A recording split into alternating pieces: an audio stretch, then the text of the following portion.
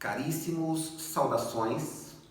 A escravidão põe à mostra as vísceras de sistemas. E foi pensando nisso que eu escrevi este meu mais novo livro, intitulado Tristes Segredos de Família.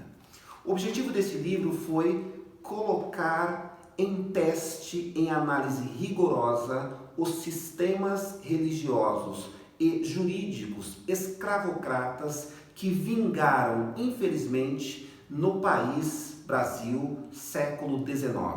Então, diante disso, iniciei esse texto fazendo uma abordagem da escravidão nos sistemas jurídicos antigos, ou seja, no sistema jurídico romano, no sistema jurídico grego e também no sistema jurídico judaico.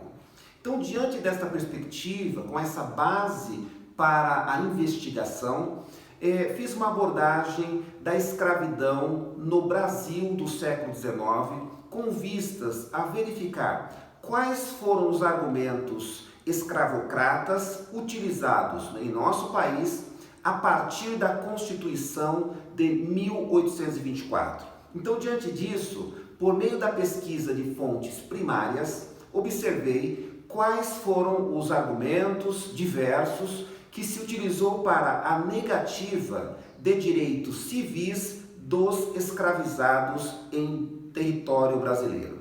Pois bem, em um outro momento, fiz uma abordagem ainda de três grandes expoentes daquilo que nós chamamos de arminianismo, em que pude verificar argumentos neutros em relação à escravidão e também argumentos escravocratas e ainda argumentos abolicionistas. Do ponto de vista de defesa da escravidão, fiz uma abordagem rigorosa ao pensamento de Hugo Grotius, um pensador arminiano que se lançou em defesa ardente à escravidão, com a tentativa de demonstrar em textos sagrados, na Bíblia, o porquê a escravidão deveria ser perpetuada no Ocidente. Além disso, agora, no caminho inverso, fiz um estudo muito agradável, e apresento aqui no texto,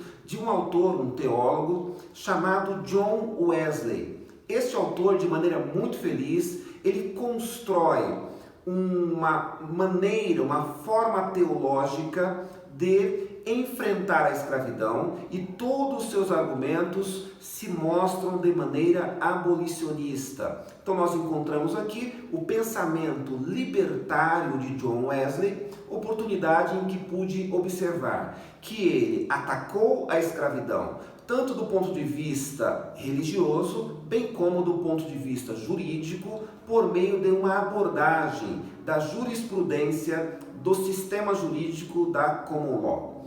Mais à frente, ainda com esta abordagem, tanto do ponto de vista jurídico e religioso, verifiquei quais foram as estruturas de sustentação daquilo que eu denominei em nosso país teologia da escravidão.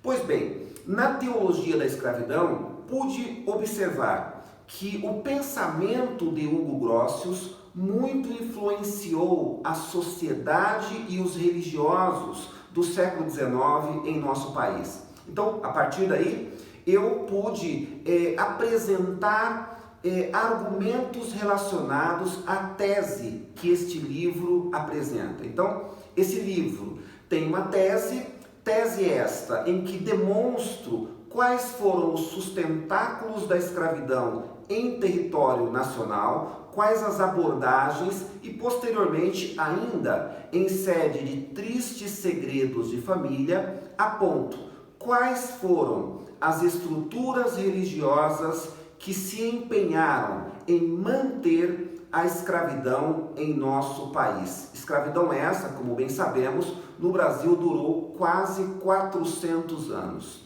Então, diante desses argumentos, eu pude observar como a religião e o direito foram visceralmente utilizados para a sustentação deste infame instituto que é a escravidão em nosso país. E o curioso dessa história toda, e muito triste inclusive, foi observar cristãos piedosos levantando bandeiras para esmagar seres humanos, para de fato impor das mais diversas torturas existentes no gênio humano e direcionar estas torturas, estas formas de tratamento desumanos aos escravizados.